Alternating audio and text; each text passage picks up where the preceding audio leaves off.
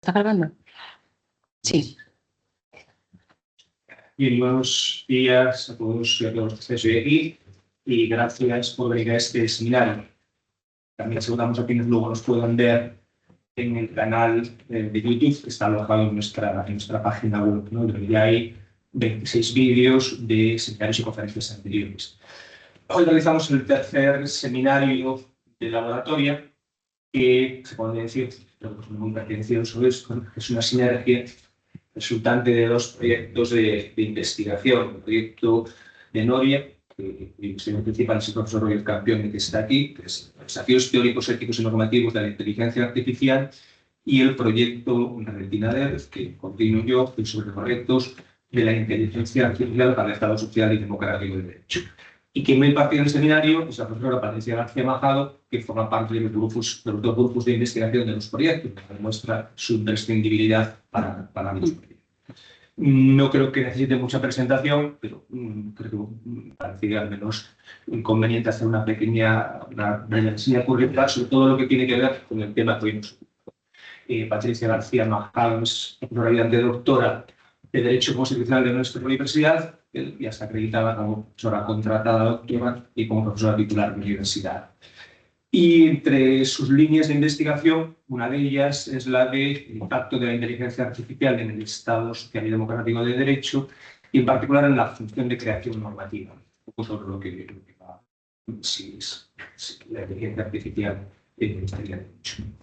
Y sobre estas cuestiones ya ha impartido en los últimos meses varias conferencias en universidades españolas, País Vasco, en Medellín, Málaga, y también en universidades extranjeras. Estuvo en la UES, que es la Universidad del Oeste de Santa Catarina, en Brasil, en Trier, en Alemania, y en Maastricht, en los Países Bajos. Y entre enero y abril del próximo año estará en la Universidad de Oxford hacer la financiación de la beca José Castillo que concede el Ministerio. Y si alguien quiere leer alguno de los trabajos recientes sobre estas materias, pues hay dos. Uno en la revista de Realidad Constitucional del año 2024, que se llama Inteligencia Artificial, Predicciones y Funciones Normativas, y otro más reciente, los sistemas automatizados en el ordenamiento jurídico, tipos de programación, riesgos y control, en la revista de Derecho Político. Sí, cuando quieres, Patricia, tienes la palabra. Gracias, Miguel. Bueno, se ve ahí, ¿no? Sí, vale. Bien, buenos días a todos. Muchas gracias por venir y por estar aquí a las 12:30 de un viernes, que hay cosas mucho mejores que hacer que estar seguro escuchándome a mí, ¿no? En el seminario...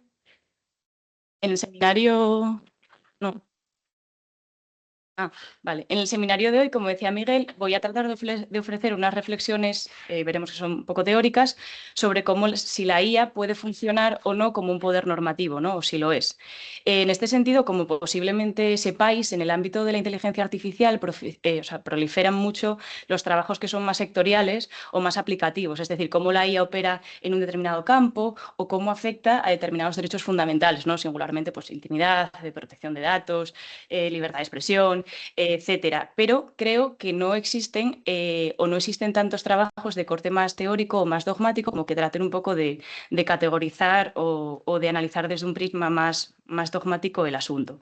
Es decir, creo que hay cosas más de ciencia, como dirían los de ciencias, ¿no? De ciencia aplicada que de ciencia básica. Por ejemplo, la anterior laboratoria es más de ciencia aplicada. Entonces yo soy la aburrida, porque los que hacen lo de la ciencia básica generalmente son más peñazos, ¿no? Pero bueno, la cabra tira al monte y voy a tratar de ir por ahí. Por tanto, como decía, presentaré una serie como de reflexiones teóricas sobre este papel normativo que puede desempeñar la inteligencia artificial.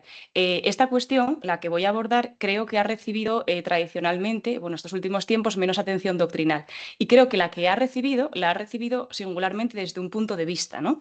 Y a veces creo que lo más original de un análisis no es su objeto, porque sobre la IA hay mucho, sino la forma de mirar al objeto.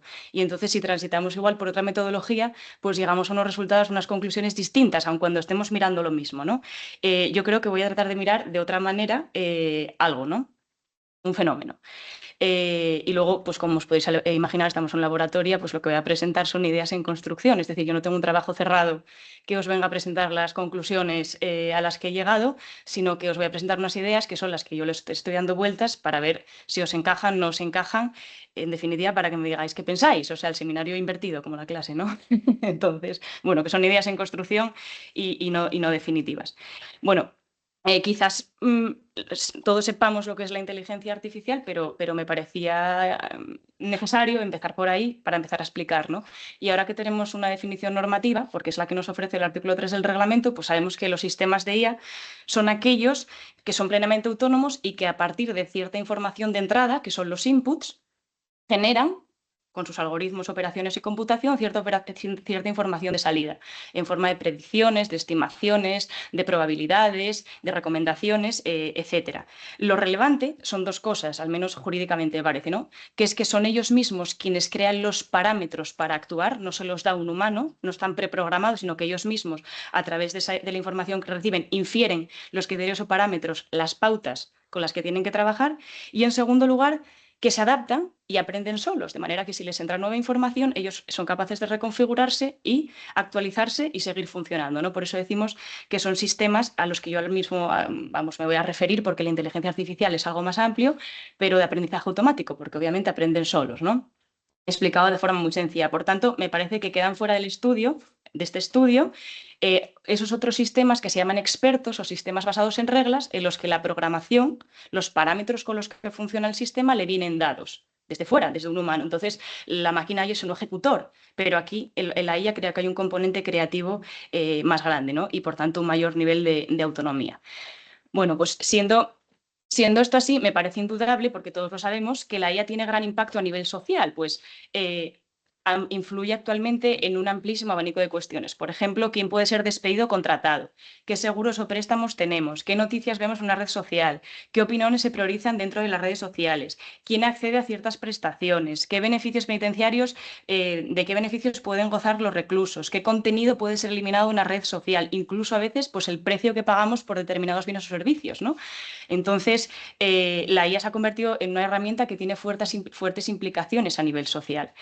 Y precisamente por eso, porque tiene mucha implicación sobre el comportamiento humano, influye mucho sobre lo que las personas hacen o pueden hacer. Y justo por esta razón hay un sector dominante en la doctrina, que es esa forma de ver las cosas que yo creo que es la mayoritaria, de la doctrina ius publicista comparada, que ha visto en la IA como una especie de normatividad paralela a la del derecho, ¿no?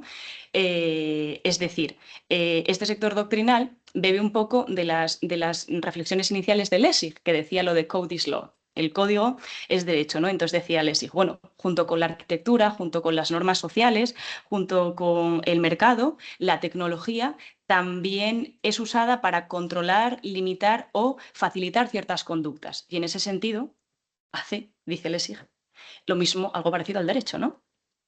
Aunque ha sido la expresión de Lessig la que ha calado, porque en los estudios de muchísimos años después la expresión de code is law está en todos los lados, lo que el autor defendía bebe de ideas previas que vienen de otros autores, ¿no? Que trataban de poner de manifiesto como este carácter rector, directivo u ordenador de la tecnología. Por ejemplo, Reidinger, cuando hacía alusión a la lex informática, como un paralelismo con la lex mercatoria, o Wiener, cuando decía que la tecnología de alguna forma también era legislación, ¿no? Entonces, a partir de aquí, como os avanzaba, ha surgido todo un potente sector doctrinal que está enfocado en analizar lo que se ha llamado pues, tecnorregulación o normatividad tecnológica, ¿no? Que no alude, como pudiera parecer, a la regulación jurídica de lo tecnológico, sino al carácter regulador que lo tecnológico tiene, es decir, a la capacidad de la tecnología para condicionar, influenciar, etcétera, el comportamiento humano, ¿no?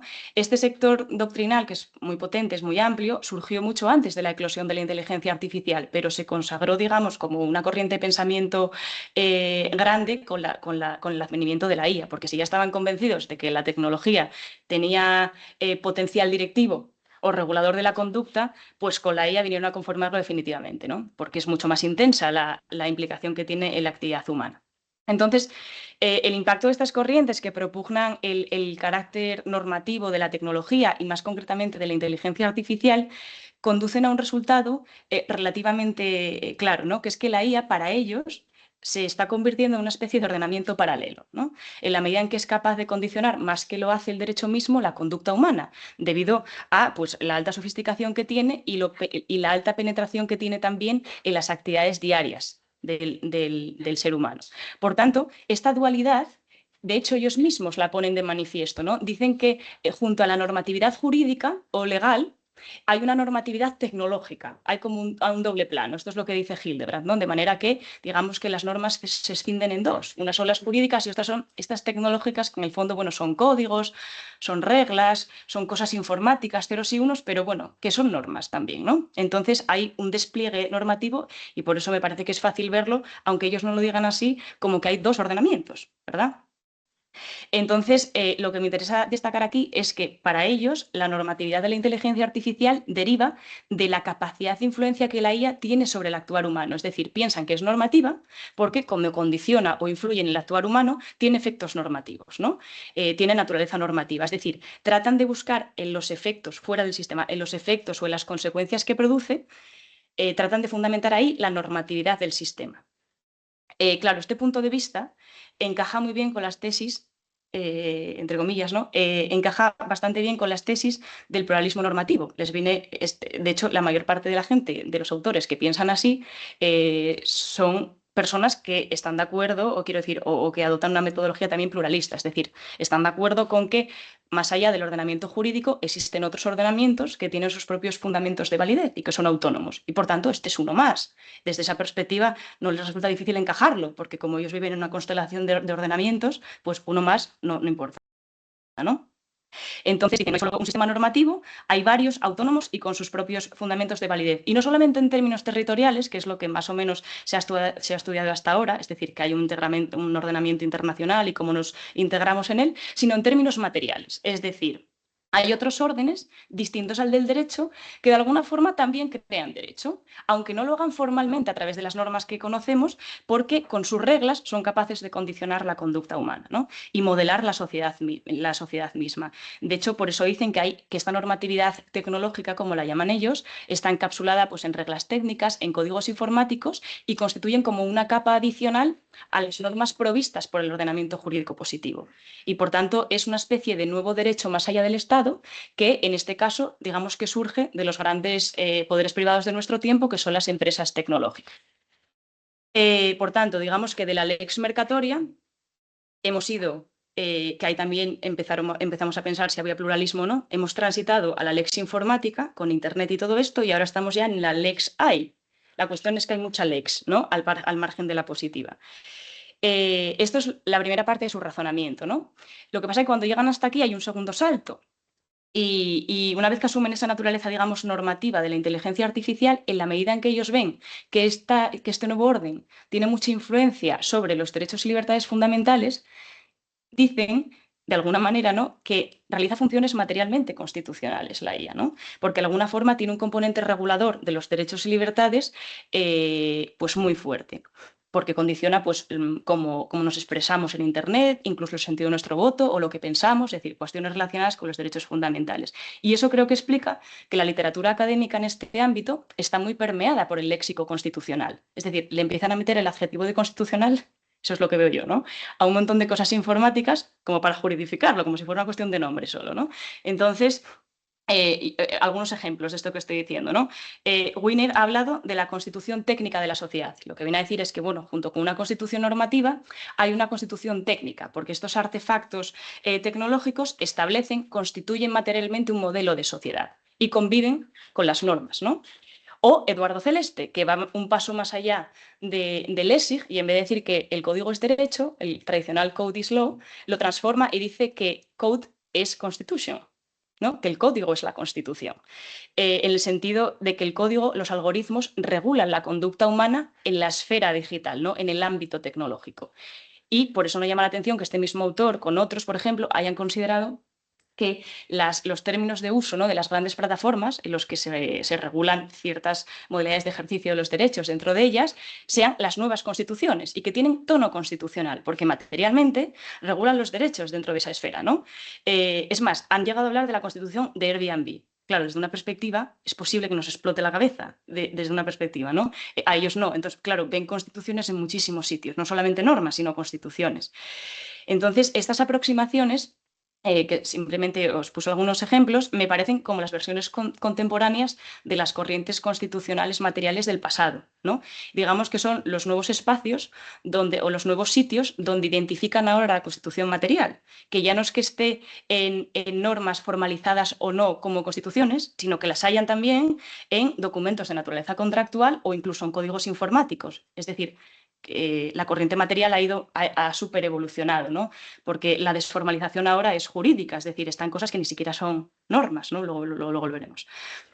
Por tanto, claro, esto encaja muy bien con lo que dice Tebner. Dice, bueno, la IA acaba siendo un fragmento constitucional que lo que hace es existir con muchos otros en el contexto global y desarrollar funciones afines. Pero esto no es problemático porque a los pluralistas no les preocupa que haya diferentes centros con su propia validez que desarrollen funciones análogas. Claro, ¿qué sucede con este planteamiento? Muchas cosas, ¿no? Luego trataré de ir desmontándolas. Me parece que al desformalizar el problema, que en el fondo es desjurificarlo, desformaliza también las soluciones. Y claro, dicho de otra forma, si la aproximación al fenómeno que tienen es como, no sé cómo decirlo, material o axiológica, las soluciones a las que llegan para ordenarlo también. Y ahí es cuando llega el constitucionalismo digital. Aterriza la doctrina el constitucionalismo digital o alguna variante, que consiste en ponerle apellidos al constitucionalismo con cosas tecnológicas, algorítmico, tecnológico, bueno, y sus derivaciones, ¿no? Que es verdad que se usa con muchísimas acepciones, pero que tiene una idea vertebradora que es lo que le hace ser tal, que es el movimiento que está orientado a llevar los valores del constitucionalismo a la esfera digital o al mundo tecnológico, ahora a la IA, ¿no? Y de ahí precisamente que el constitucionalismo digital vamos, por lo que he leído, ¿no le preocupa esta normatividad paralela, está a gusto con ella, siempre y cuando esa normatividad paralela refleje o proyecte los valores del constitucionalismo. Es decir, siempre que esa normatividad paralela pues, responda a la limitación del poder, a la garantía de los derechos individuales, a la protección de la libertad, ¿no?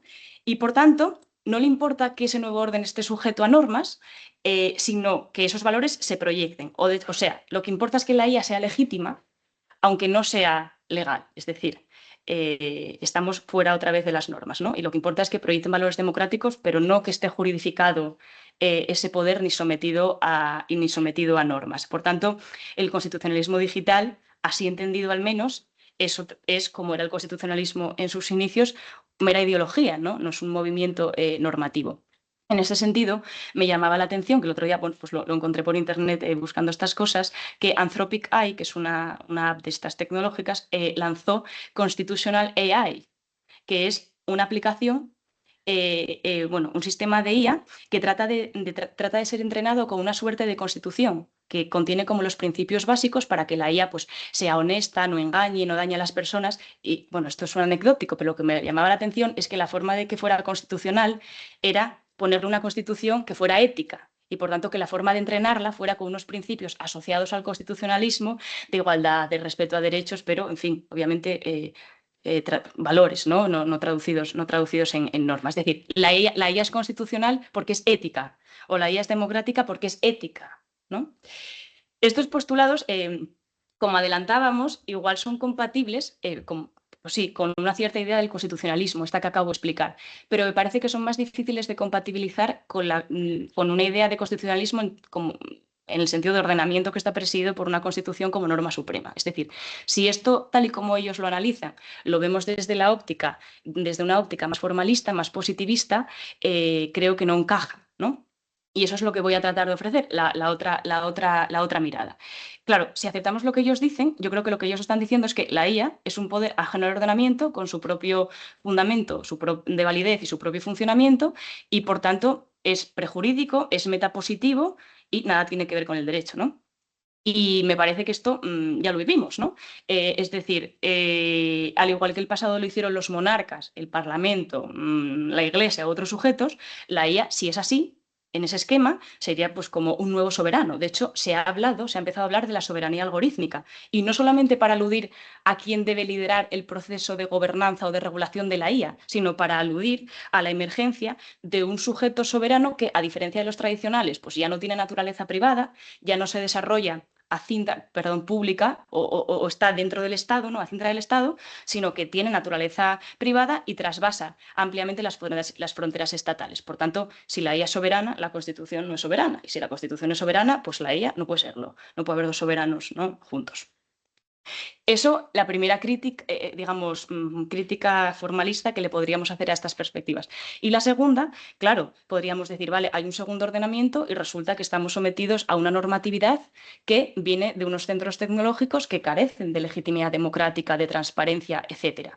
Claro, a las corrientes que he explicado, el primer problema que he apuntado, el de la soberanía de la Constitución, no les preocupa, porque aunque la Constitución no sea soberana, como admiten el pluralismo y demás, están contentos con eso, ¿no? Lo del carácter democrático sí les preocupa, lo que pasa que tratan de solucionarlo de otra manera, a través de lo del constitucionalismo, ¿no? de llevarle los valores. Es decir, buscan la democracia fuera del derecho. Pero bueno, quiero decir, están preocupados porque esa normatividad no es democrática, pero en vez de democratizarla vía normas, la democratizan llevándole valores, ¿no? Y haciendo que responda a ciertos ideales éticos. Bueno, entonces esta digamos que es una forma de ver las cosas que es la dominante, o la que al menos yo he encontrado muchísimo más desarrollada o escrita. ¿Pero hay otra forma de ver las cosas? Sí, yo creo que si tratamos de mirar a la IA y a lo que hace desde una perspectiva más normativista, más formalista, el problema, aunque siga siendo muy complejo, creo que se redirecciona. Incluso comparte algunos problemas con estas corrientes que he explicado, pero se redirecciona y por tanto creo que nos lleva a lugares distintos, ¿no? Y creo que el punto de partida pasa por analizar, aunque puede parecer una cosa más rara, pero creo que es necesario, al menos para desmontarles lo que dicen, si la IA es verdaderamente un orden normativo. Eso, por ejemplo, lo han hecho, quiero decir, Kelsey, por ejemplo, en sus obras también analiza qué diferencia un orden normativo con un orden descriptivo y pone algunos ejemplos de cada clase, ¿no? Bueno, pues claro, cuando escribió eso no había IA, pues vamos a intentar categorizarla, ¿no? Y entonces, vamos a intentar descubrir si la IA es normativa o no. Es decir, si la IA en sí mismo es un orden que describe o es un orden que prescribe. Y por tanto, si es normativo en su naturaleza o si no es normativo, ¿no? Entonces, un sistema no es normativo, que es lo que dicen los anteriores, o al menos desde esta perspectiva, no es normativo porque condicione la conducta de los hombres. Es decir, nadie niega que la IA condiciona, y cada vez más y de manera imperceptible, lo que hacemos, pero eso no la vuelve automáticamente un orden normativo. Es decir, lo relevante para ser un orden normativo no son los efectos o consecuencias que un determinado sistema causa a nivel social, sino los medios a través de los que opera, cómo funciona internamente. Y por tanto, las corrientes anteriores tratan de mirar la normatividad mirando los efectos, y nosotros trataremos de mirarla, de advertirla, de ver si existe mirando dentro de su funcionamiento. Trabaja con deber ser, trabaja con ser, ¿no? Por tanto, lo determinante no es que la IA tenga esa capacidad desde esta perspectiva. Eso es muy importante, lo del condicionamiento humano, para otras cosas, entre otras para los derechos fundamentales, ¿no? Pero no para lo que ahora creo que estoy diciendo. Por lo tanto, lo determinante no es que la IA tenga esa capacidad de condicionamiento humano, sino que tenga capacidad para establecer cómo deben ser las cosas. Es decir, aquí no importa la influencia sobre lo que se hace, sino la prescripción sobre lo que se debe hacer. Lo primero es algo fáctico, es un ser, la influencia sobre las cosas, ¿no? Y lo segundo es algo normativo, es decir, es un deber ser. Por tanto, donde hay deber ser, hay normatividad. Fuera hay un mundo muy grande, pero creo que no es normativo, es otra cosa. De hecho, las corrientes anteriores me parece que incurren en una pequeña contradicción, que es que tratan de explicar la normatividad de la inteligencia artificial en términos causales.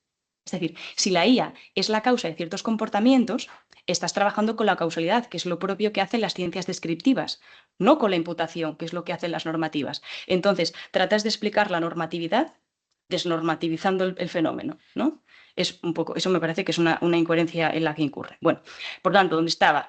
Creo que lo que tendríamos que ver entonces es si la IA es un orden que es capaz de prescribir lo que debe ser. Es decir, la IA tiene capacidad para establecer cómo deben ser las cosas, o simplemente nos describe de cierta manera cómo son o cómo es plausible que sean, ¿no? Bueno, pues yo creo que la IA no establece cómo debe ser el mundo, ni cómo debemos actuar, ni nada. Yo creo que la IA lo que produce, lo dice el propio reglamento, son predicciones, recomendaciones, probabilidades. Es decir, para que nos entendamos, la IA los sistemas de aprendizaje automático producen probabilidades.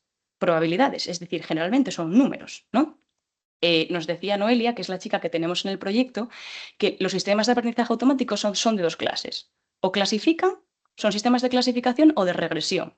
Si clasifican, ¿qué hacen? Bueno, pues esta foto es de un perro o de un gato. Lo más típico, ¿no? Bueno, pues 80 posibilidades de que sea perro, 20 posibilidades de que sea gato. Y a ver qué sale, ¿no? Una probabilidad. O de regresión, la probabilidad de que mañana llueva. Pues es un número, ¿no? Pues un 80% o un 20%. Claro, a veces nosotros advertimos una decisión ahí, mañana va a llover o esto es un perro, pero esa decisión es una probabilidad que está redondeada porque ha pasado un cierto umbral. Es decir, oye, Ia, si la posibilidad de que sea A o B supera el 80%, la damos por cierta, es perro.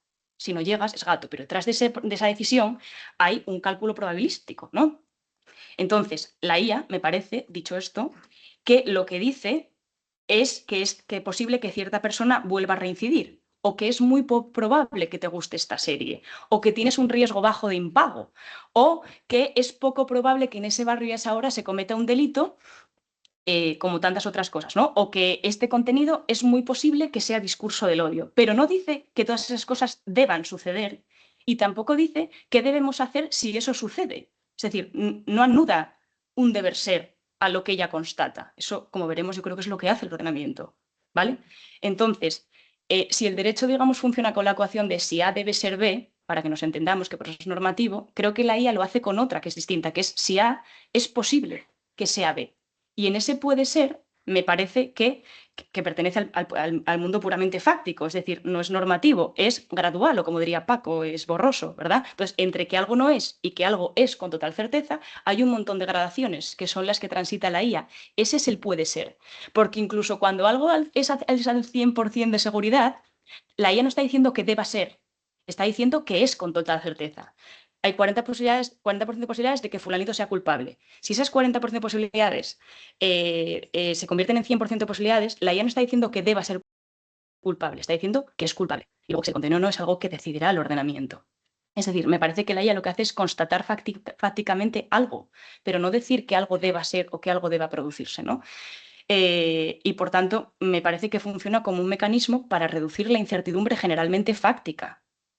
Y, como han dicho algunos autores, me parece que es también una criatura empírica, no normativa. Me parece que opera en el terreno de los hechos, en sí misma, ¿no? Sus resultados son datos, probabilidades, números, información, pero me parece que no son proposiciones de deber ser. Por eso me parece que no es un orden prescriptivo, ¿no? Si esto es así, creo que resulta más fácil comprender que, de entrada, la IA no es un ordenamiento alternativo, porque creo que no es que sea alternativo, es que en sí mismo no es un ordenamiento, o sea, no es un orden normativo, no es un orden de normas, es un orden descriptivo. Y le falta la característica fundamental, que es prescribir cómo deben ser las cosas. Por tanto, este dilema pluralista me parece más fácil de desentrañar que los que había en el pasado, porque los que había en el pasado teníamos que ver si, habiendo diferentes órdenes normativos, dónde estaba el fundamento último de validez de cada uno, ¿no? En el ordenamiento estatal, fuera, dónde está la coacción, bla, bla. Pero ahora, ese problema todavía no llegamos a él. Yo creo que aquí principalmente es que no hay dos normas, no hay dos sistemas de normas, ¿no? Hay un sistema descriptivo como otros, como el de la ciencia, etcétera, etcétera, pero no es un sistema de normas, ¿vale? Entonces, que la IA no sea un poder normativo en sí mismo, creo que solamente es una parte del problema, porque la siguiente es, y creo que es lo que aquí tendríamos que desentrañar, es si la IA, a pesar de no ser un poder por su propia naturaleza normativa, puede desempeñar funciones normativas. Es decir, si la inteligencia artificial puede intervenir en las tareas de crear o aplicar normas, es decir, puede involucrarse en los procedimientos que crean deber ser, para seguir con el lenguaje de antes, ¿no? Y por tanto, lo que hemos dicho hasta ahora es que la inteligencia artificial no es un poder normativo en sí mismo, pero igual sí lo es si realiza funciones normativas. Es decir, si funcionalizamos la perspectiva, la IA será normativa en la medida en que realice funciones normativas, funciones que tengan que ver con la creación o la producción de prescripciones, y no será normativa en la medida en que esas funciones no las realice. De manera que esa perspectiva, digamos, objetiva, que solamente viene a su naturaleza, viraría ligeramente y trataría de atender a sus funciones. No importa, no es lo que es, sino lo que hace, ¿no? Y creo que eso sí es posible que lo haga. Por ejemplo, sabemos que la IA puede identificar qué contenido puede ser eliminado de una red social, ¿no? O decir que fulanito tiene peligro de reincidencia y que por tanto no debe ser puesto en libertad. Vale. ¿Ahí qué hace la IA? A mi juicio, la IA no establece la norma general, es decir, quien establece que si hay riesgo alto de reincidencia, una persona no puede ser puesta en libertad o no se le puede conceder el permiso, obviamente no es la IA. Eso lo pone el ordenamiento, ¿no? Lo dice el ordenamiento. Y quien dice que si el contenido que está en la red es dañino o afecta a derechos fundamentales o algo parecido, es algo que no dice la IA, es algo que está puesto en los términos y condiciones de Facebook o de X o de la plataforma de que se trate. Y eso, claro, no podría ser de otra manera. Uno, por razones técnicas, la IA no tiene capacidad para decidir que si pasa eso, deba ser lo otro. Ese debe ser se lo pone alguien desde fuera, porque no tiene voluntad. Es decir, tiene capacidad de computación, pero no tiene volición. Y por tanto, ella misma es incapaz de generar deber ser. En ese sentido es un mandado, ¿vale? Y por otro lado, por razones jurídicas, faltaría más, ¿no? Quiero decir, en un sistema democrático, quien establece esos deber ser, al menos en los niveles superiores del ordenamiento, es la ciudadanía. Y por tanto, tratamos de convertir expectativas sociales en normas y esa penetración del principio democrático en la labor normativa es muy intensa en los primeros escalafones del ordenamiento y la presencia del principio democrático va disminuyendo, como es lógico, a medida que descendemos y se va transfigurando en el principio de legalidad. Lo importante ya no es tanto atender las demandas sociales, que ya las hemos incorporado, sino ir concretando esas demandas que tenemos positivizadas en normas para llegar a las soluciones, ¿no? Por tanto, claro, ahí en esos niveles más altos la IA no puede operar ni técnicamente ni democráticamente, ¿no? Seríamos lo que llaman la algocracia. Entonces, ¿qué hace la IA? Dice, en el caso particular, que Pepe presenta un riesgo alto de reincidencia y que, por tanto, no puede ser puesto en libertad. Es decir, ¿qué está haciendo la IA? Está concretando la norma individual para un caso concreto a partir de la norma general, que es la que establece el ordenamiento. Claro, pues está aplicando la norma, claro. Pero si la diferencia entre creación y aplicación no es binaria, sino que es gradual, la aplicación de una norma es la creación de otra más concreta. Y en ese caso la IA está creando la norma individual que permite resolver ese caso. Es decir, está creando el deber ser en concreto. Está creando una norma, aunque sea específica, pero una norma, ¿no? Entonces, si esto es así, ahí la IA está actuando como un poder normativo, porque sí que está creando un deber ser. Otra cosa es que lo hace con una cobertura, que es lo que vamos a explicar, pero claro que está creando un deber ser. Entonces, aunque en sí mismo no lo sea, en la medida en que desempeñe funciones normativas, funciones que tienen que ver con la producción, estamos en el derecho, de deber ser jurídico, que es la creación de normas individuales, sí está desempeñando una función normativa y sí podría ser considerado un poder normativo, ¿no? Claro, me podéis decir, ¿y esto no supone que la IA funcione aquí como un pequeño ordenamiento, como un microordenamiento? Es decir, ¿estamos volviendo, Patricia, a los planteamientos del principio? Pues yo diría que no. ¿Por qué? Porque la IA en este modelo, claro, esto encaja muy bien, encaja muy bien, encaja mal, pero quiero decir que teóricamente es fácil poner tanto las barreras, ¿no? Luego en la realidad quizás no.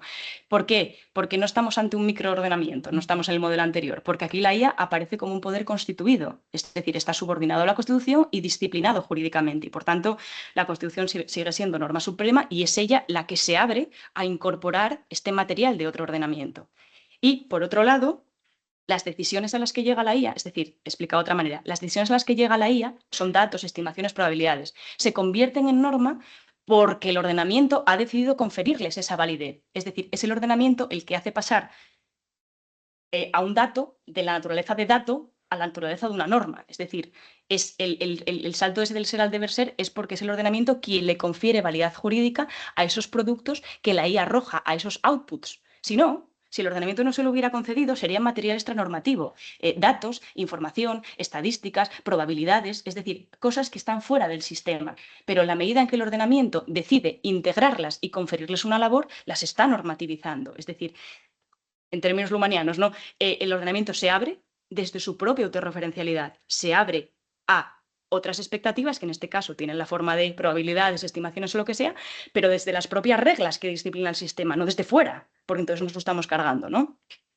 Claro, si eso lo hiciéramos sin que el ordenamiento se abriera, es decir, si esas decisiones y esos datos, si esas decisiones se tomasen en base a una IA, pero que no estuviera disciplinada, articulada jurídicamente, sería un problema. Eso es una patología, porque de repente estamos condicionando lo que el derecho puede hacer a partir de un poder que está fuera. Es decir, esos son los esquemas del pasado. Lo que hay que hacer es meterlo dentro, ¿verdad? Por lo tanto, diría que la IA participa en el proceso de creación normativa porque el ordenamiento, y en la medida en que el ordenamiento haya decidido darle entrada, es decir, en la medida en que el ordenamiento haya previsto que ella puede hacer otra cosa, bien como un canal informativo, vamos a tener en cuenta lo que ella nos dice, o bien delegándole una decisión, ¿no? Entonces, lo que pasan aquí son dos cosas. Claro, el ordenamiento, digamos, que normativiza los resultados de la IA, convierte lo que en otra forma serían datos para que nos entendamos un factum en un deber ser, en una norma, y al normativizar sus productos, creo que de alguna forma también normativiza su función y le hace pasar a ser, en vez de un poder fáctico, pasar a comportarse en esos casos como un poder estrictamente normativo. Esto más o menos son, digamos, como las dos formas, me parece, una formal o axiológica, o una formal o más, sí, normativa, y otra axiológica o más material, que hay de mirar a un mismo fenómeno, ¿no? En términos muy abstractos, luego esto, claro, hay que ir concretándolo. Sin embargo, creo que, y aquí es donde yo me atasco, quedaría por resolver la parte más material del asunto. Y creo que habría que resolver tres cosas, ¿no? Llegados aquí. La primera es que ¿qué tipo de decisiones está funcionalmente justificado que el ordenamiento pueda conferir a la inteligencia artificial? Yo ahora he tratado de solucionar la papeleta en términos formales. No, para que esto encaje con el formalismo, será el ordenamiento el que se abra a estos productos y que los integre siguiendo sus propias reglas. La cuestión es, ¿qué se puede delegar materialmente? Es decir, ¿cuándo está funcionalmente justificado? Y creo que funcionalmente justificado es la perspectiva, porque aquí estamos todo el rato hablando de funciones. ¿Cuándo está funcionalmente justificado que el ordenamiento se abra a incorporar lo que la IA dice? Es decir, ¿cuándo está funcionalmente justificado que le deleguemos decisiones a la IA? ¿Cuándo es beneficioso que esas decisiones las tome un sistema de inteligencia artificial y no un humano? Claro, aquí, si vamos caso por caso, seguro que decimos, ah, sí, esta podría ser, o esta no, pero claro, para hacer un trabajo, pues hay que encontrar pues, alguna categorización que nos permita ordenar un poco qué tipo de cosas sí y qué tipo de cosas no, y hacerlo con una perspectiva metodológica rigurosa, ¿no? Por ejemplo, a mí se me ocurren cosas, tengo intuiciones, pero no consigo encontrar como un criterio ordenador, como un parámetro, ¿no? Digo, vale, pues la IA para concretizar normas que versen sobre hechos pasados no sirve, porque ahí lo que tenemos es que probar, no tenemos que predecir. Si no estaríamos en otro universo ya, ¿no? Predecimos el pasado. No, sino que sirve para concretizar normas cuyos supuestos de hecho, su ámbito de aplicación tiene que ver con incertidumbres, con potencialidades, con riesgos, pero eso no encuentro una forma de categorizarlo de manera teórica, o para decir decisiones que son más preventivas en vez de decisiones que son más represivas, pero no acabo de encontrar como el criterio de las categorías que me permitan separar como los dos momentos donde ella podría intervenir. Eso es una cosa que tengo que solucionar, ¿no? La segunda cosa que tengo que solucionar o que me pregunto, y esta es una pregunta un poco Paco, es, vale, está muy bien que formalmente el ordenamiento se abra a la IA, pero ¿cuánta apertura podemos tolerar? Es decir, formalmente nos encaja el esquema, pero ¿hasta dónde podemos cederle decisiones sin que el ordenamiento pierda soberanía? ¿Es una cuestión meramente formal, de articular los procedimientos, o también es una cuestión material? ¿Cuánto poder de decisión, aunque lo hagamos jurídicamente, podemos otorgarle sin desinflarnos nosotros, o sea, nosotros, el ordenamiento? Lo que quiero decir es que quizás si empezamos a trasvasar progresivamente capacidades decisorias a la inteligencia artificial, desde dentro estemos inflando nosotros mismos esa soberanía algorítmica, ¿no? Estemos haciendo surgir a ese nuevo soberano. Y entonces, aquí hay en lo que estudió Esteve Pardo, ¿no? Si no estaremos también con ello privatizando las funciones normativas, es decir, junto con la autorregulación, junto con las normas técnicas, ahora viene la IA. Y al final, todo lo deciden las empresas tecnológicas y el ordenamiento acaba siendo una estructura meramente formal. Entonces, a mí el esquema, en términos formales, me encaja y se mantiene la autorreferencialidad y se abre desde sus propias reglas, pero cuando lo miro desde una perspectiva material, ¿dónde ponemos el umbral? ¿En qué momento nos estamos desapoderando tanto que en el fondo el derecho mismo, el Estado, ya no decide casi nada, ¿no? Y si esto es así, pues ¿cómo lo solucionamos, ¿no? Y como digo, pues me parece que aquí hay una vertiente privatizadora que se vio primero en otras funciones estatales, más ejecutivas o más de aplicación, pero que ahora creo que impregna la función creadora de normas, que es la que se retenía más en manos, en manos públicas, ¿no? Por eso fueron primero los administrativos los que vieron lo de la privatización, porque la función ejecutiva fue la primera en lanzarse fuera, pero ahora parece que también la legislativa está ahí un poco en jaque, ¿no? Y la tercera cosa, digamos que como la tercera bloque que quedaría para, bueno, quedan muchísimos bloques por pensar, ¿no? Pero quiero decir que se me ocurren o que están relacionados con esto, es que hasta ahora he tratado de mirar si cómo se puede relacionar el derecho con la inteligencia artificial y qué labor puede cumplir. Pero me pregunto también que podría estudiarse qué impacto tiene la IA y su forma de funcionar y de estar en el mundo en las funciones que el derecho desarrolla. Con esto quiero decir que en un mundo, me parece, ¿no? En un sistema donde la prevención y la anticipación van ganándole paso a la represión, justamente por el impacto de estas tecnologías que son predictivas, si el derecho está llamado a seguir funcionando de la misma manera. Es decir, el ex ante, esto son intuiciones, ¿no? Me parece que el ex ante va ganándole paso al ex post, que las presunciones van ganándole campo a las pruebas, que las lesiones a las constataciones de riesgos. Es decir, me parece que el ordenamiento lo estamos moviendo hacia adelante. O no lo estamos moviendo hacia adelante, sino que la inteligencia artificial nos está moviendo hacia adelante y que si el derecho sigue colocado atrás, estamos como fuera del vagón, ¿no? Entonces, en un mundo predictivo que está orientado más a prevenir, a evitar que se produzca la infracción que a repararla, el derecho como sistema que trata de estabilizar expectativas normativas que han sido frustradas, tiene que seguir teniendo esa función, porque igual tiene que restablecer poco, no se frustran, ¿no? Entonces, ¿qué hacemos? Si progresivamente vamos eliminando la frustración porque la tecnología lo permite, estamos en un mundo preventivo, el derecho tendrá que reconfigurarse igual para hacer otra labor, porque en el ex post cada vez tendrá quizás menos aplicación, ¿no? En fin, esta es una buena paranoia, pero de momento no tengo respuestas. Son cosas que me pregunto, estas últimas, sobre todo, que están más abiertas, ¿no? Entonces, esto es un poco lo que os quería contar. Es una forma de mirar un problema, me parece. Y todo lo que me podáis decir o las cosas que tengáis pensadas, pues os los agradezco. Así que muchas gracias.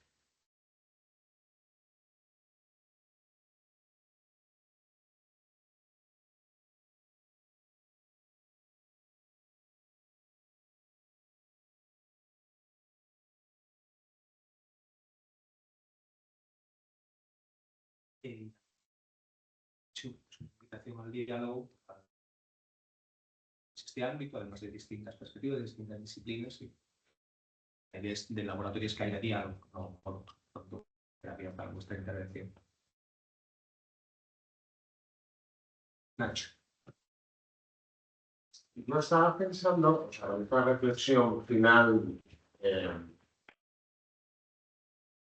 Yo no sé si aquí, a la hora de analizar el fenómeno, en estos términos, y por formación profesional, porque mi visión del fenómeno siempre es más sectorial, siempre es más desde el punto de vista pues eso, de problemas concretos, de aplicaciones, de derechos fundamentales, si puedes o no puedes. No sé si aquí tiene que ir por un lado lo que es la vertiente del derecho público, lo que son los poderes del Estado, ¿no? Pues una cosa es una administración, las funciones ejecutivas que comentabas desde el punto de vista del derecho administrativo. Una cosa es que pues, un acto administrativo, una decisión se ejecute directamente por el algoritmo, pero bueno, eso está, lo que está haciendo es eso, ejecutando algo que dentro de un marco que es normativo, no es que ya esté decidiendo nada, ¿no?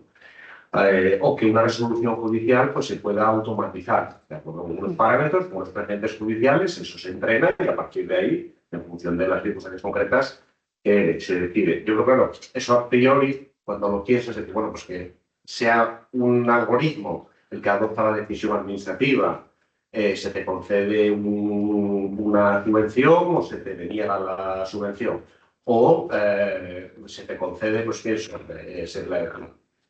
algo que se ha hecho, ¿no?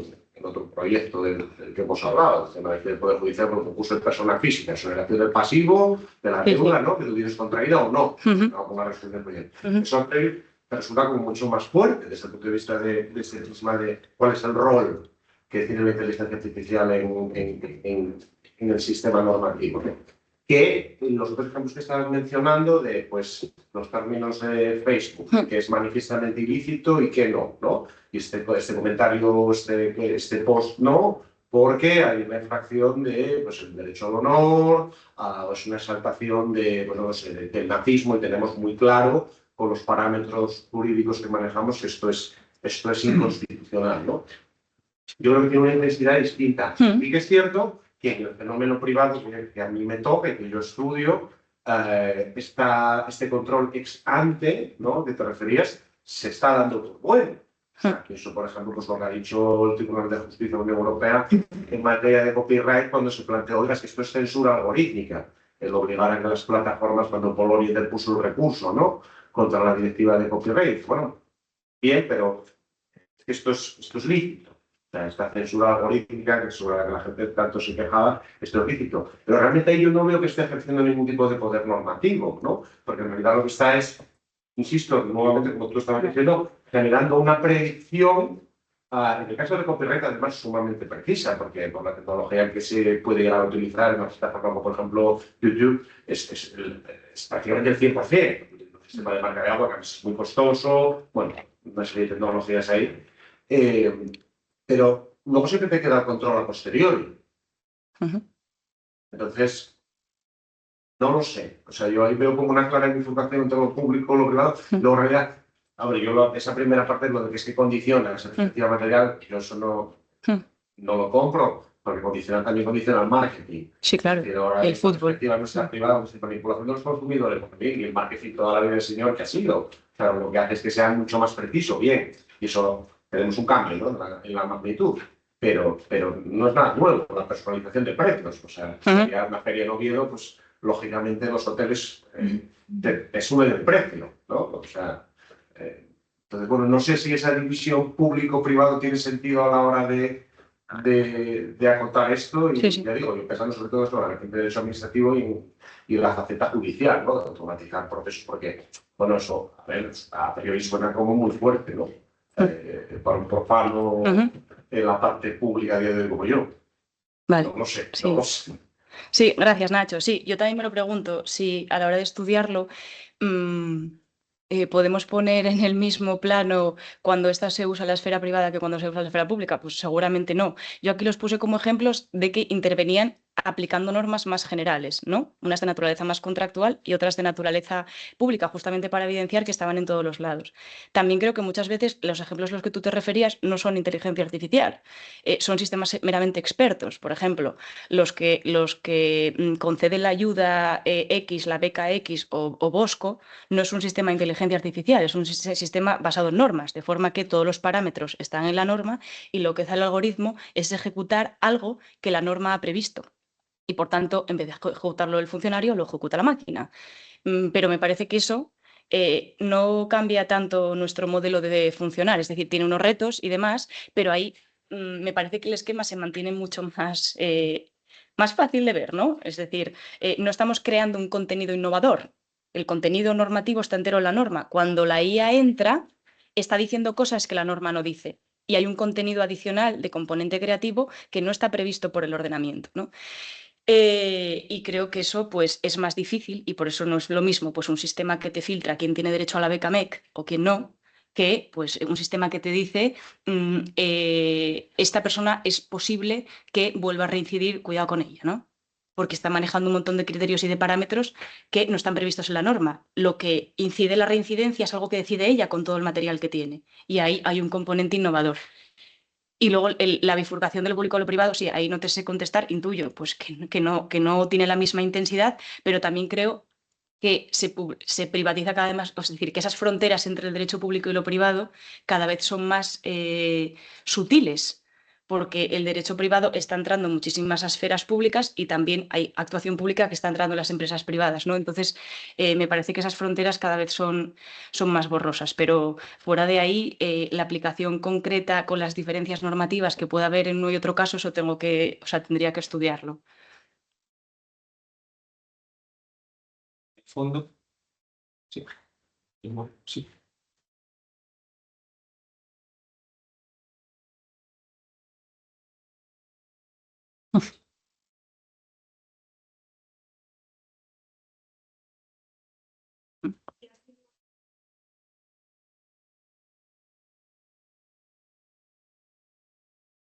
Tiene un carácter más bien, yo creo, influyente que imperativo, ¿no? Porque es algo de la soberanía de la eléctrica y que puede generar conflicto con la norma suprema que se establece en la Constitución.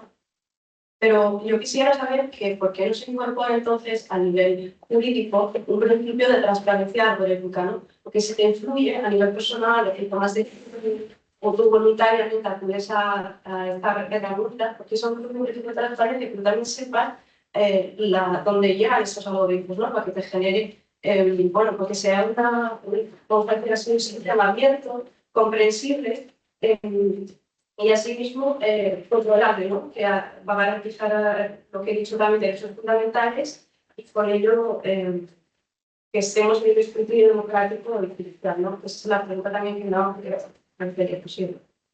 Vale, muy bien, muchas gracias. Claro, bueno, lo de la soberanía algorítmica lo saqué un poco a colación porque me parece que desde una forma de entender el fenómeno, la que había explicado previamente, si entendemos que es un poder privado ajeno al ordenamiento, no limitado por él y que va por libre, pues es algo parecido a un soberano, ¿no? Y que eso pues no casa bien en un sistema donde la Constitución es norma suprema, que crea, constituye y luego limita los poderes privados y públicos que existen dentro de ella. Entonces, si asumimos que algo es supremo, será que la Constitución ha dejado de serlo, ¿no? Por eso decía que si concebimos de esta forma omnipotente la inteligencia artificial, creo que eso no es compatible, ¿no? con que la Constitución siga manteniendo la posición de supremacía, o sea, es una cosa más teórica. Y luego, la segunda cosa que planteas, que es lo de la transparencia, sí, efectivamente, eso es una batalla que hay ahora, creo que es más concreta, ¿no? Que los problemas a los que yo me estaba refiriendo son más generales, más teóricos, seguramente, más plastas, y el que estás planteando tú es más concreto. Creo que eso en parte es lo que viene a hacer, en parte, el Reglamento de Inteligencia Artificial, que clasifica los sistemas por sus niveles de riesgo y, en función de que el sistema presente más riesgo, se le va sometiendo a unas exigencias más estrictas, entre ellas las de transparencia. ¿Vale? Entonces, ahí está el juego de las normas, que pueden exigir ciertas obligaciones de transparencia si la inteligencia artificial se usa para tomar X decisiones y no otras. Se le somete, digamos, a un test más estricto. Pero también hay una parte que excede al derecho, porque muchas veces la inteligencia artificial en sí misma, aunque quisiéramos, no es explicable, lo del el black box, la caja negra. Entonces, no es un problema de que podamos acceder o no, es que aunque accediéramos no entenderíamos nada. Es decir, no podemos entender cuando la inteligencia artificial es aprendizaje automático cómo ha llegado el resultado. De manera que el paso de A a B para nosotros es negro. Para nosotros, digo, no los profanos, sino los humanos. Y eso, aunque la norma diga que tienes derecho a conocerlo, si técnicamente es imposible, entonces igual ahí la respuesta es pues que si no lo podemos conocer no se puede usar en esos ámbitos, que por ahí va lo del reglamento. Pero no tanto porque des derecho a que se haga una cosa que igual fácticamente no se puede hacer, ¿vale? Entonces, creo que esas cosas, como digo, las ha ido tratando de resolver el reglamento, pero también habrá que ver la aplicación práctica que tienen, que todavía como ha entrado en vigor hace muy poco, pues no la sabemos. Y eso, claro, está vinculado con los derechos de defensa. No te podrás defender de una decisión que no sabes cómo ha sido tomada. En derecho es como si la tomaran de plano, sin motivación, ¿no? Bueno, pues si te dicen esto es así porque sí, pues es lo mismo que si en derecho te lo hubieran dictado de manera no motivada y hay una indefensión evidente. Por eso en ciertos ámbitos no se podrán usar, ¿vale? Sí. Con eso, claro, yo creo que hay una diferencia entre un sistema experto y inteligencia artificial, porque un sistema experto, uno, las reglas las han puesto personas y tú puedes ver cómo funcionan. Recientemente se ha conocido que la audiencia, que el Tribunal Supremo ha dicho que el sistema Bosco, que es el que se utiliza como criterio para decidir si se concede el bono social eléctrico, tiene derecho, en este caso que no pide la Fundación Civil, a conocer cómo funciona el sistema. Y en teoría, si accediendo personas expertas pueden saber si el sistema está concediendo o no las ayudas correctamente, porque la impugnación se decía, no, es que se le está negando el bono social eléctrico a personas que cumplen los requisitos. Por tanto, eso quiere decir que la máquina está funcionando mal. Y podemos entrar en la máquina y ver si funciona mal o no funciona bien. Claro, ahí eso es un sistema experto, no es inteligencia artificial. Pues inteligencia artificial, y lo mismo ocurre con el sistema Biogen, para tratar de predecir los casos de violencia de género, ¿no? En relación a lo que comentabas, Nacho, tú dices, el marketing siempre ha existido. La cuestión que me planteo es si tiene la misma capacidad de influencia el marketing que el sesgo de automatización que te produce la máquina. Y creo que no es el mismo. En el caso de Biogen, que predice tantas veces la reiteración, se dice que la policía en el 95% de los casos asume lo que ha dicho la máquina. No sé si el marketing tiene esa capacidad de influencia. Bueno, me refiero a eso, el sesgo de automatización. Y no, es que ahí se dice, no, entra la supervisión humana. La pregunta es, ¿realmente hay control humano cuando la máquina te ofrece una respuesta que te puede dejar más tranquilo sobre una decisión relevante? Yo eso lo estoy viendo ahora y eso sí que guarda, eso sí que es dogmático y no solo una vertiente sobre que planteas sobre el público y el privado. El tema que es una construcción clásica, de hecho, que se tiene entre el acto preparatorio, concebir, oiga, la IA es lo que es. Entonces, para mí es una herramienta, yo lo veo ahora, ¿no? Estoy trabajando de la evaluación algorítmica sobre él y se lo plantea el Tribunal de Justicia de la Unión Europea. Yo soy una entidad financiera, tengo una empresa de scoring, que utiliza un sistema de inteligencia artificial. Esa empresa no decide nada. Esa empresa tiene un sistema predictivo que en base a los datos a mí me dice si cree o no cree, el porcentaje no, de que este señor o esta señora cumpla con sus compromisos a futuro. Pero en realidad ahí el algoritmo no está haciendo nada, o sea, es un elemento más que se le facilita a la entidad financiera y entonces Información. el Tribunal de Justicia, no, yo no se lo compro, que sea un acto preparatorio, porque en realidad, efectivamente, como te estás diciendo, la realidad es que si el scoring es negativo para el solicitante, el banco automáticamente deniega. Entonces, sí, eso efectivamente es interesante. Yo no sé, porque eso guarda también relación con lo de siempre hay un humano, ¿no? Al final, quien decide no es el algoritmo, o sea, decide la administración X o lo que estaba planteando antes, ¿no? Yo tengo un algoritmo que lo que hace es que puede lo mercantil reduzca el tiempo que le dedica, pero al final él está detrás, con lo cual el sujeto que decide no es el algoritmo, aunque sí lo es, desde el punto de vista material, porque lo va a pedir. Y eso yo creo que sí que prácticamente es importante, ¿no? Sí, eso es lo que llevó a algunos a decir que los algoritmos son reglamentos. Que como materialmente condicionaban la decisión, es como si fueran el reglamento, que es lo que condiciona lo que la administración dice, ¿no? Pero yo eso le veo problemas teóricos, ¿no? Acabamos llamando reglamento a un sistema informático. No lo hubiéramos llamado reglamento al programa padre de Hacienda, ¿no? Es una cosa instrumental, aunque condicione la decisión, pero también condiciona la decisión por aplicadores humanos cosas a las que no llamamos reglamento, o sea, a las que no llamamos norma, ¿no? Tengo dudas ahí, sí. Bueno, pues decía, sí que estaba hablando de no, tiene mucha error, no es un acto preparatorio. Sí. María. Hay varias veces que... No, María. Muchas gracias por el seminario y por compartir, son dos ideas muy sugerentes. A mí me surgían muchas cuestiones escuchando, pero no voy a ser capaz de recuperarlas todas ni de ordenarlas con la claridad que has expuesto. Si me surgía un poco la duda, te quería preguntar cuál es entonces el grado de diferencia, porque transitas, bueno, a lo mejor de un concepto más fuerte sobre normativa a uno que luego admite la idea de normatividad como la concreción de la forma general a la individual. ¿En qué medida eso no es ejecución o aplicación del derecho? Si mirar otras actividades, eso como pueda ser dictar sentencia, donde tú tienes que transitar también de la norma general y valorar una serie de elementos.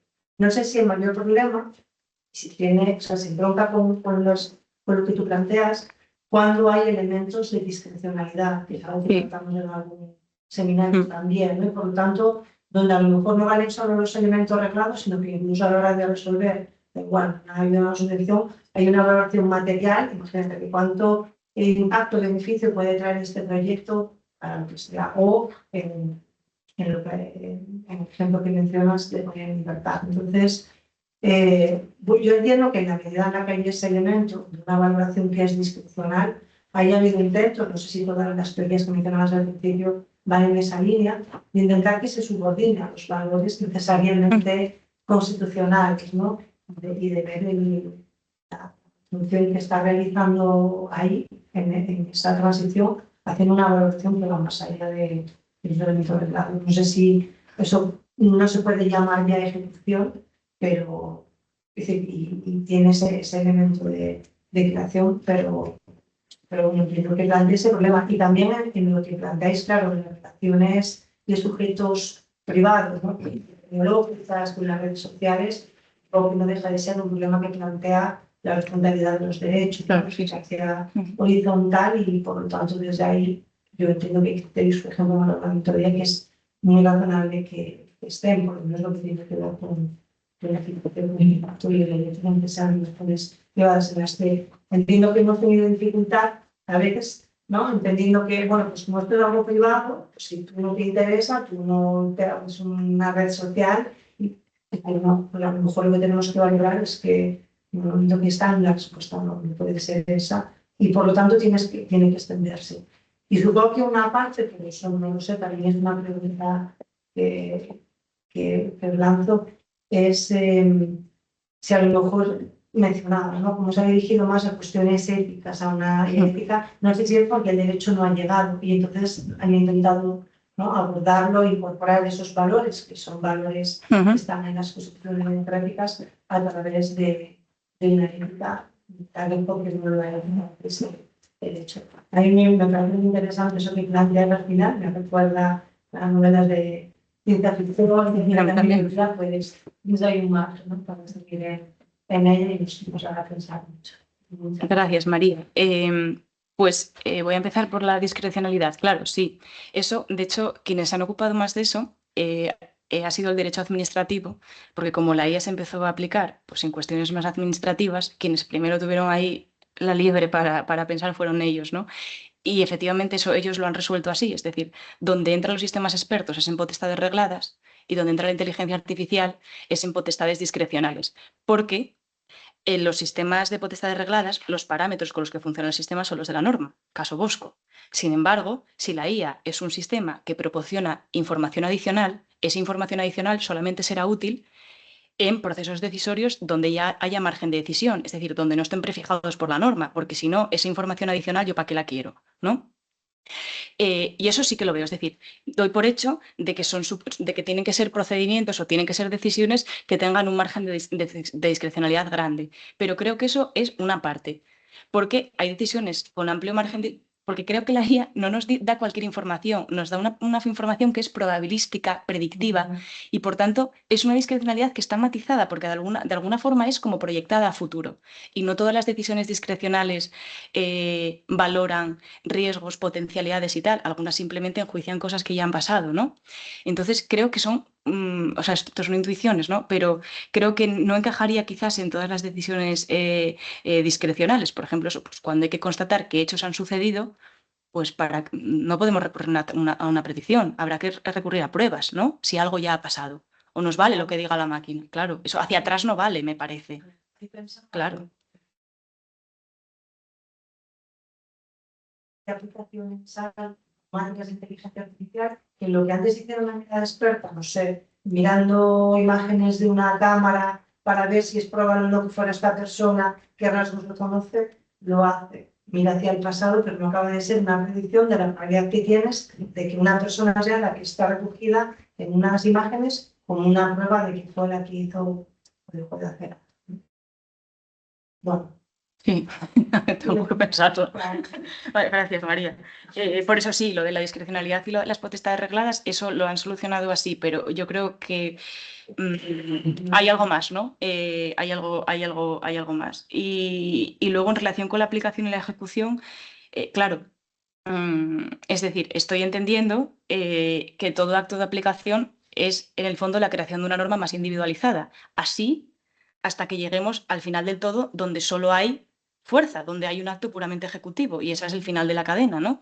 Pero aunque en esos estadios intermedios estemos concretando lo que está previsto, sí hay un componente normativo en la medida en que hay un acto de creación individual que particulariza la norma para ese caso concreto, ¿no? Entonces, digamos que el extremo último es la ejecución pura y en lo demás, pues creo que hay una gradación como de diferentes momentos de creación normativa cada vez más individual, hasta el punto final que sería ya la fuerza. Si lo vemos así, hay creación normativa casi siempre. Y por tanto, si hay creación normativa, también hay función normativa, lo que hace la IA. Quiero decir, es lo que permitió funcionalizarla. Si entendemos que no lo hay, pues claro, no, ¿no? Sería una mera herramienta ejecutora. Pero yo creo que en muchas gradaciones, cuando estamos ejecutando la ley, en el fondo estamos concretándola hasta que llegamos a la fuerza, ¿no? Y si esto es así, pues me parece que la inteligencia artificial con la cobertura del ordenamiento sí que está creando, si se la delega la norma individual. Bueno, esto es una forma de verlo, claro.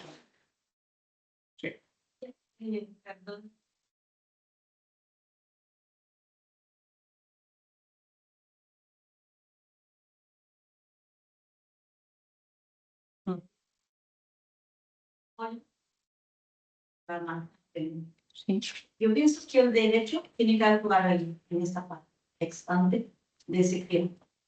Pero una vez que está creado esto, el algoritmo o la máquina vaya, será capaz de predecir. Y esto no anula el derecho positivo, la aplicación del derecho positivo. Es decir, un caso que esté como garantizando la vida del ser humano. Hay un juez o que está evaluando puede valerse y debe valerse, además de lo que tiene ya, de lo que le da ya, del derecho positivo para juzgar. O sea, no anula. Yo, si de verdad, es una ponderación. Lo que te da ya, que tiene sí una capacidad de predicción, ya está aprobado por mí, y por ahí tenemos muchísimo estudio que comprueba que sí funciona, es negar el derecho en sí. Y claro, las normas, creo que el derecho hoy no tiene esta capacidad de positivar la IA de la forma que se gustaría, pero es una cuestión de tiempo. Creo que a lo mejor sería actuar antes en la creación de estos algoritmos para que pueda resultar una análisis o una mejor decisión. Es una pregunta. Sí.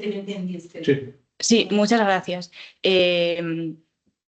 Sí, efectivamente. Y creo que el derecho, bueno, no sé, me corregís si me equivoco, en muchas ocasiones sí que actúa antes. Por ejemplo, si queremos evitar los sesgos, no podemos actuar en la decisión, tendremos que actuar en la información que le proporcionamos al sistema para que luego decida si ahí la información que le metemos o con la que trabaja está sesgada, o no le decimos, por ejemplo, que el criterio de la raza no lo puede tener en cuenta. Claro, pues la decisión estará sesgada. Entonces, estoy de acuerdo en que hay cosas en las que el derecho tiene que actuar antes, ¿no? Es decir, antes en la configuración del sistema algorítmico. Pero eso me parece que es importante. Pero o sea, los problemas que aquí planteaba son como un poco más generales, ¿no? Estaban como a un nivel como más alejado del caso particular. Y obviamente no supone que si al juez o al becador de la norma le llega la información de la IA, eso no supone, por supuesto, saltarse la norma, eso estoy de acuerdo. Claro, depende de la decisión que tome, habrá que ver cómo valora. Pero la IA puede jugar una función asistencial, es simplemente material informativo que le damos al aplicador para que juzgue, o una función más puramente decisoria. No solamente es información, sino que tú decides lo que se hace, ¿no? Y ahí hay diferentes gradaciones. No es lo mismo decir, bueno, sí, tengo esta información aquí, el porcentaje que me dio el sistema sobre la reincidencia, como otra información más, como los informes de los expertos, como el comportamiento dentro de la cárcel, lo que sea, ¿no? Y es un elemento más a enjuiciar que eso creo que es una función más débil, como a otra que el ordenamiento le diga directamente que tiene que ejecutar, o sea, es decir, que tiene que tomar ella la decisión y que eso no pase por una valoración humana, ¿no? Yo creo que eso no es problemático en ninguno de los dos casos, siempre que el ordenamiento lo prevea. A mí lo que me falta por encontrar es el criterio para ver en qué funciones de las que desarrolla el ordenamiento o qué tipo de decisiones entran bien las predicciones y en cuáles no. Porque creo que la discrecionalidad no es suficiente para acotarlo, porque hay un punto de previsión de lo que va a pasar, de anticipación, que no todas las normas lo tienen. porque no todas las normas tratan de anticipar escenarios futuros, sino de reparar los pasados. Y eso es ahí donde más me atasco. Pero efectivamente, que el derecho en la configuración concreta del sistema actúa muchas veces antes, claro, porque muchas veces es solamente donde puede actuar, diciéndole, oye, vais a hacer este sistema, pero que sepáis que no podéis funcionar, yo qué sé, con parámetros discriminatorios, que sepáis que no podéis solamente meterle imágenes, imagínate, de personas blancas, porque va a fallar la detección, ¿no? Cosas así. Claro, eso es ex ante, una vez que tenemos la decisión estaría sesgada. Gracias. Sí, eso en relación con lo que comentabas es lo que explica David San Martín, ¿no? Que la inteligencia artificial como efecto del derecho, es decir, como un fenómeno que debe ser regulado por el derecho para evitar que produzca esos efectos, y luego la inteligencia artificial como sujeto, es decir, que participa en la toma de decisiones. Exacto. Javier. Tercera intervención, yo no estoy en estos temas, pero es un tema que me parece muy interesante. Me parece también muy interesante lo que comentabas de la perspectiva material o abordarla, porque es verdad que en último extremo, si te quedas en la perspectiva formal, puedes llegar a un derecho que reine pero no gobierne, porque en última instancia dejarías en manos de la inteligencia esa capacidad normativa que iría progresando y se crearía un círculo. Y fíjate, yo desde el derecho internacional me recordó un poco lo que estabas hablando, dentro de la tesis, un informe del Consejo de Estado francés de hace como 2 años, me parece, sobre el soft law, y que hablaba de, claro, esa nueva manera de enfocar el derecho que no estuviera basada en la coacción. A nosotros nos interesa mucho en el derecho internacional, sabéis, el aspecto coactivo siempre es un aspecto complicado, pero que esa idea que tú dijiste, que es un poco ese cambio de paradigma, ese cambio de plano, ¿no? Es como la tierra que cambia el eje, que es de lo represivo a lo predictivo, me parece muy interesante porque puede acelerar el fenómeno que ya detectaba el Consejo de Estado francés, pero no lo centraba en la inteligencia artificial, se lo centraba en el soft law como categoría normativa. Un poco esa idea de, casi me recordó la película Percrimen, ¿no? No sancionamos, sino que anticipamos el comportamiento, y yo creo que para el derecho es un cambio espectacular.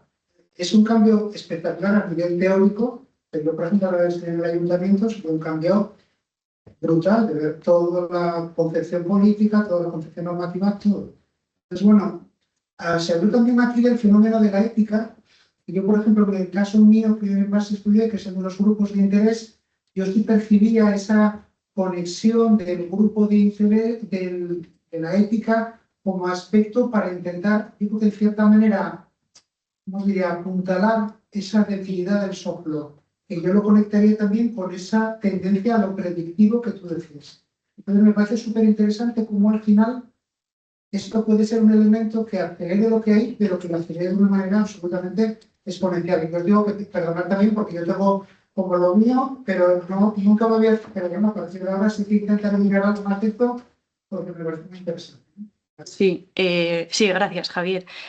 Pues te entiendo, yo también tengo esas inquietudes, no sé resolverlas de momento, ¿no? Pero claro, lo que te dice la IA es, necesitaremos coacción en un mundo donde no haga falta, porque tenemos la prevención, es decir, la intercambia, ¿no? Entonces, en vez de intervenir ex post, yo me aseguro de que esto simplemente no sea posible, no se pueda hacer, y, por tanto, la represión desaparece.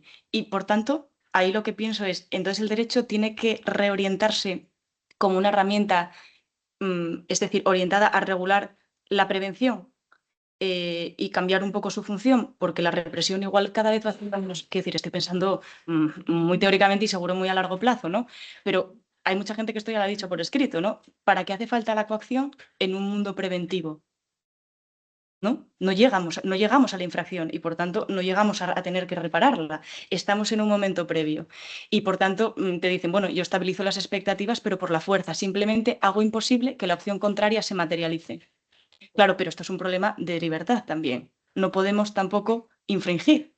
Y infringir, claro, no sé si es democrático un sistema que ha eliminado la posibilidad de desviarse, porque quita esas alternativas. Incluso para que el sistema sea normativo, la posibilidad de no ser tiene que existir. Porque si lo que debes hacer es lo que haces, estamos en el mundo ya también fáctico, es decir, el derecho ahí habría muerto.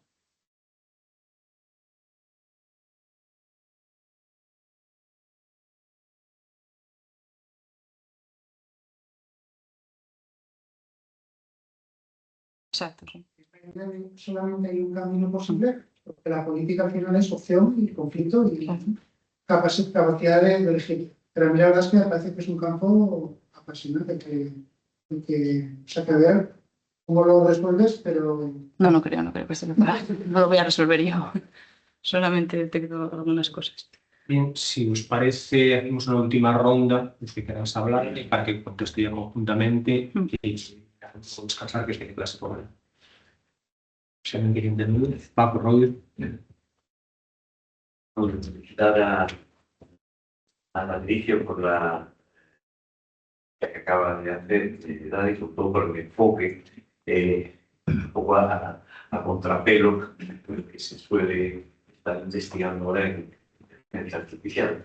Y ver cómo a finales del siglo XVIII se separa la moral del derecho y ahora parece que en áreas de la inteligencia artificial se vuelve a unir moral y derecho buscando valores en una inteligencia artificial, si eso ya fuese suficiente, ¿no? Cuando realmente el positivismo, cuando se consigue la separación entre moral y derecho, es precisamente porque los valores son muy discutibles y lo que para uno es justicia, para el otro es injusticia. Una inteligencia artificial, por supuesto, le metes los criterios de raza, religión, etcétera, pero la desigualdad indirecta, ¿cómo se hace? Exacto. Para unos pagar progresivamente impuestos es lo justo, pero para otros dirán que no tiene que haber impuestos. Y sería difícil para la inteligencia artificial diagnosticar una desigualdad indirecta, yo creo. Sería muy complejo. Entonces yo creo que ver ese problema de cómo el derecho puede quedar marginado por la inteligencia artificial me parece que es muy interesante cómo reacciona el derecho, ¿verdad? Viendo cómo se comporta el Parlamento, está en otra onda totalmente distinta, ¿no? Pues, y en problemas constitucionales, que esto es donde está la almendra del asunto, ¿no? Me acuerdo cuando escribí lo de la morosidad, que decía la integración de la pérdida de soberanía, cuánta soberanía ya se podía perder para dejar de ser soberano. A veces en la integración de la Unión Europea, pues no puede decir, no, soy soberano porque puedo cambiar todo, tengo un poder ilimitado, pero es el camaleón que dice puedo cambiar de color cuando me dé la gana, pero está metido en una jaula. Exacto. Entonces, podrán cambiar de color, pero ya no eres soberano. Entonces, bueno, sería ese problema. Y yo creo que la cuestión está también en ver si es que la inteligencia artificial es una herramienta o un sistema. Vale. ¿Cuándo se da ese salto? Yo creo que es importante. Mientras lo veamos desde el punto de vista con el microscopio, el derecho administrativo, como una herramienta que hay que mejorar y meterle valores, estamos viendo la globalidad del problema que aquí se plantea. Y luego me pone un poco los pelos de punta si lo que hace el juez peinado no fuese una inteligencia artificial que pide en aras de la inteligencia artificial y de los macrodatos, pues pido correos desde el 2007 hasta ahora, pido no sé qué, y eso, si lo vemos desde un punto de vista de la inteligencia artificial, pues bien, está manejando datos muy atrás, y al final, podemos criticar al juez peinado que quieren explicar, y se puede criticar, pero si lo que hace el juez peinado, decimos nosotros, es una black box, entonces, ¿cómo lo desplazamos? Entonces, bueno, sería un poco ridiculizando el asunto, pero para que se vea cómo es mi preocupación, ¿no?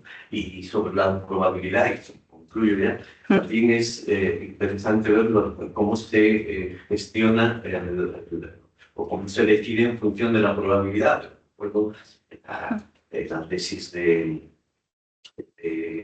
Abel Arias, como el clear and present danger se convierten en clear and probably dangers. Entonces, es lo que asume desde hace tiempo Israel, por ejemplo, la seguridad, que tiene que ser la probabilidad, porque si es que nos tiran una bomba desde Irán, pues no podemos reaccionar. Por tanto, tiene que haber una probabilidad de reaccionar y eso está justificado. Entonces, con la probabilidad, pues acabas justificando cualquier acto de acción. Y una última cosa que me gustaría decir es sobre si en un futuro no hay represión, porque ya hay prevención y represión, pero justamente en esto de la probabilidad se ve como la prevención es represión. Si a una persona no puede salir de la cárcel porque no va a delinquir, la estamos reprimiendo, ¿verdad? Impidiendo que salga de la cárcel. Y si decimos que no se puede decir esto en las redes sociales, pues estamos creando censura. Entonces, estamos impidiendo un delito, pero también estamos censurando, y eso también es complicado. Gracias, Paco. Sí, efectivamente. Es bastante complicado, estoy bastante enredada, pero es muy interesante. Lo de la prevención como represión, lo anoto, no lo había pensado, pero efectivamente. Y luego en relación con lo que comentas de la soberanía y lo de la integración, claro, yo lo pensaba justamente así. Es como si al final sacamos todo hacia la IA, pero decimos, bueno, tenemos la competencia sobre las competencias. Bueno, si te sirve, ¿no? Pero, o sea, decir, formalmente gestionamos el asunto, pero materialmente ya no tenemos nada. Entonces, me parece que hay ciertas similitudes entre lo de la integración y esto, porque al final me parece que es cómo se relacionan dos tipos, bueno, no dos ordenamientos, pero dos sistemas, ¿no? Y cómo se comunican entre ellos. Y luego, claro, lo de la herramienta y el sistema es justamente la clave. Yo no estaba interesada en si la aplicación X produce un sesgo o toma una decisión adecuada, sino que trato de mirar el problema más arriba, por eso me pierdo tanto.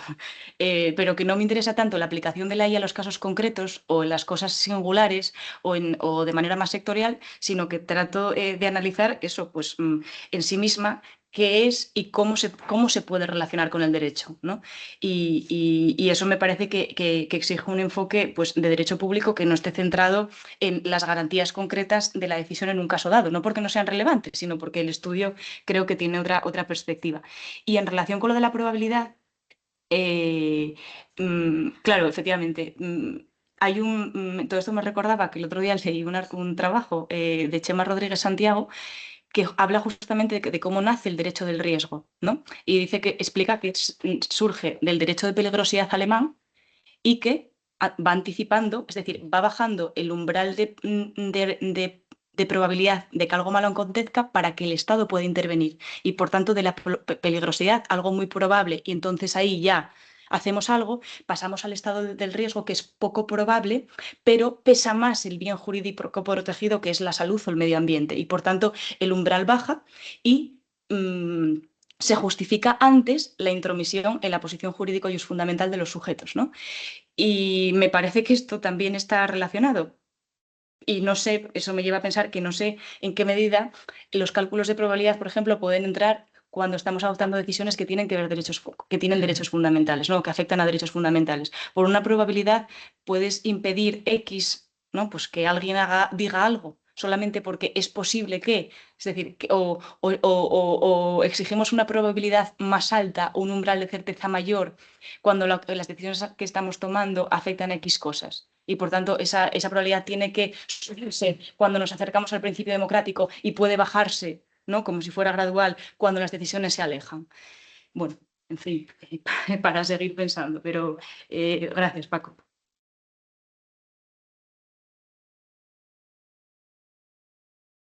Es que no me vas a tener que contestar. Genial.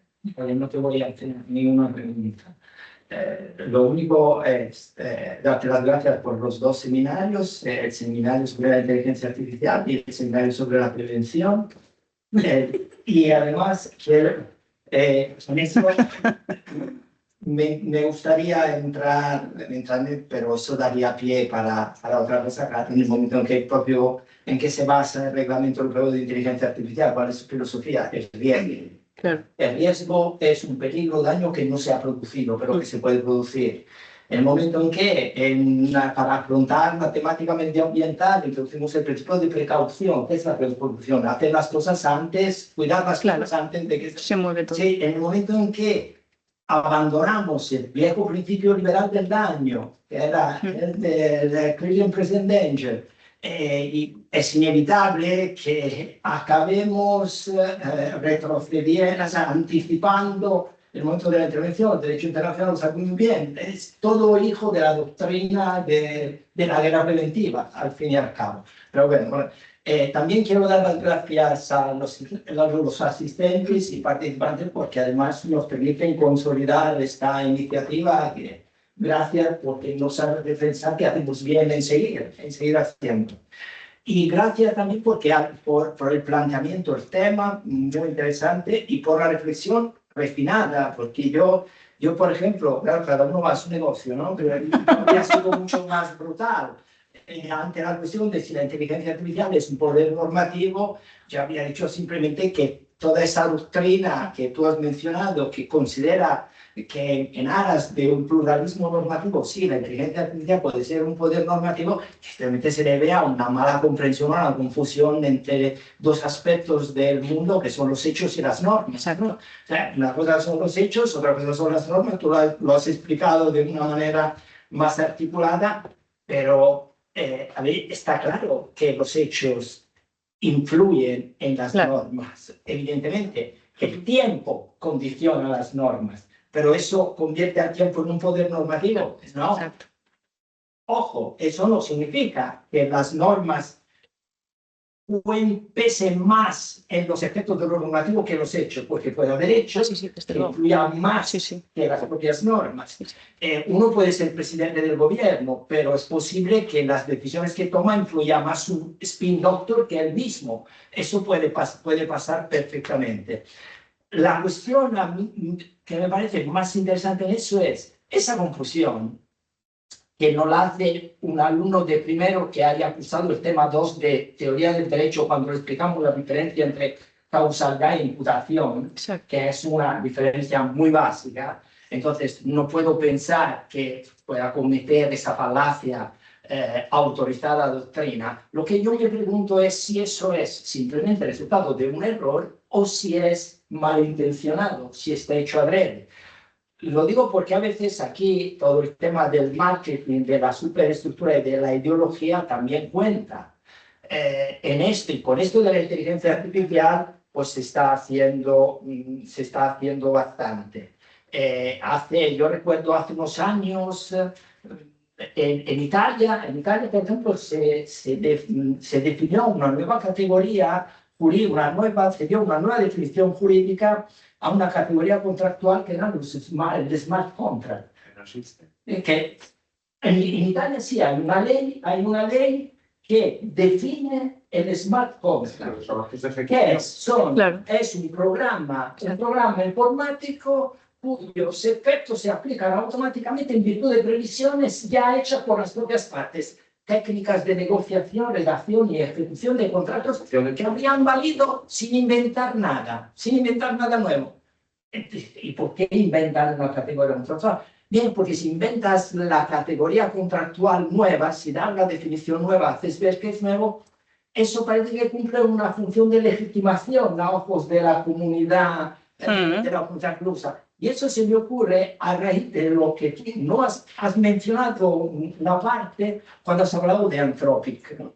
Anthropic efectivamente es una startup, una empresa tecnológica que va seguida del adjetivo constitutional AI. Por eso cabe en ella. Si no. Bien, pues Anthropic acaba de publicar un acuerdo de 1,5 mil millones de dólares para indemnizar a unos periodistas y unos escritores sobre la base de una sentencia judicial que les ha condenado porque han violado todo lo que cabía violar en tema de copyright. Y esos son los de la Constitución. Entonces, en definitiva, lo que me parece más interesante que tú has puesto sobre la mesa y en lo que debemos reflexionar realmente, no es tanto la cuestión en sí de si eso es como lo llamamos, si lo llamamos poder o no, porque sí, por supuesto, que un soberano puede decidir que la IA sea soberana, pues estableciéndolo por decreto, decir, yo ahora nombro soberano a esto. ¿Será un poder soberano ahí? Sí, por decreto presidencial, por supuesto que se puede, pero no es esa la cuestión. La cuestión es que todo lo que le podamos atribuir como facultad a la inteligencia artificial será porque se lo hemos atribuido los humanos. No hay vuelta de hoja. Entonces ahí está la cuestión que tú has planteado.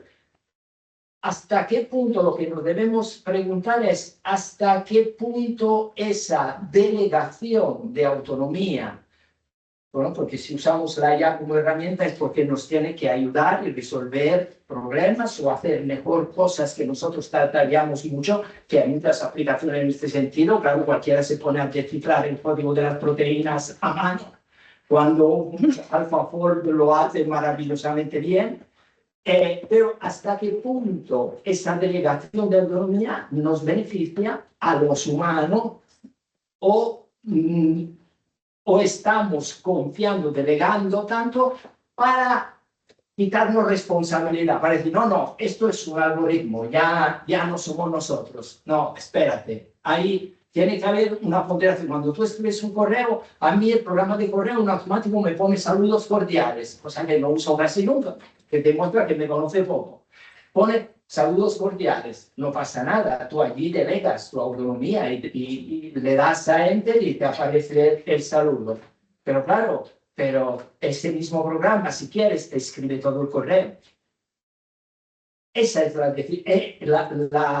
asunto ahí no es tecnológico, el asunto es político. Lo que tenemos que decidir es distinto usarla para escribir el saludo que para usarla para escribir todo el correo. Bien, esa es la línea de fluctuación donde me parece, y es el mensaje que yo recibo también de tu intervención, que es lo más importante de todo. O sea que gracias. Gracias a ti, Roger. Bueno, muy bien, gracias a todos. Hasta la próxima. Gracias.